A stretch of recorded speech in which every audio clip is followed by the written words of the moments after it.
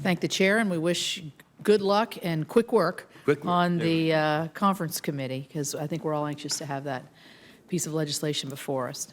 So I'll go ahead and open, if that's okay with you, for my opening statements. And I want to welcome the panelists, first of all, and the members, the senators here.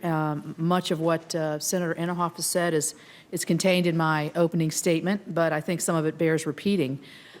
Just yesterday, we passed two bipartisan resolutions under the Congressional Review Act, one of which I co-sponsored, the other Senator McConnell, or I sponsored.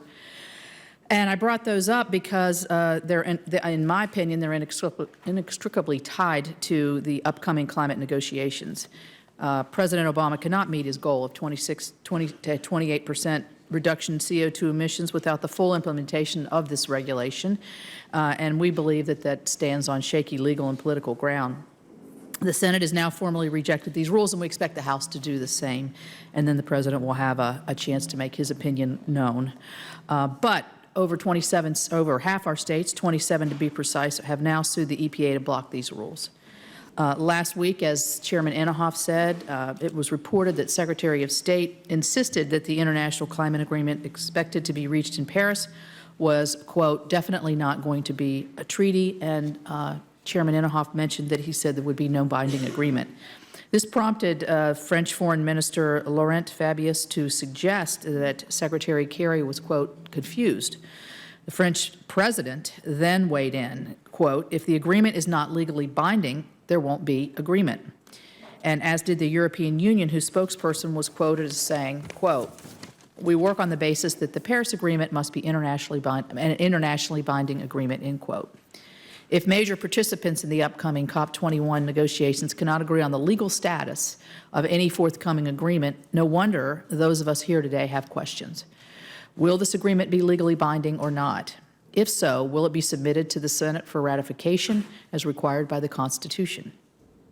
Chairman Inhofe, as he mentioned too, invited the EPA, the CEQ, and State Department to testify before the committee and provide missing information related to the President's 26 to 28% greenhouse gas emissions target. EPA and CEQ have thus far demurred, saying they lack involvement and relative expertise. I share the Chairman's hope that the administration will reconsider and allow witnesses to come before this committee in the coming year, particularly given press reports such as last week when Climate Wire reported that EPA Administrator McCarthy meets regularly with White House staff alongside Secretary of State Kerry and Secretary of Energy Muniz to prepare for Paris, and is likely going herself. The legal status of an agreement is one issue that negotiators must resolve. Financial payments demanded by developing countries from the United States and other countries are another, and I hope we will touch on those today. The President has pledged to send $3 billion to the Green Climate Fund. He included a $500 million request in his FY 2016 budget. The House and the Senate, state and foreign appropriators, I'm on the Appropriation Committee, have allocated $0. It is important to make clear, I think, to the rest of the world as climate talks approach that Congress has the power of the purse.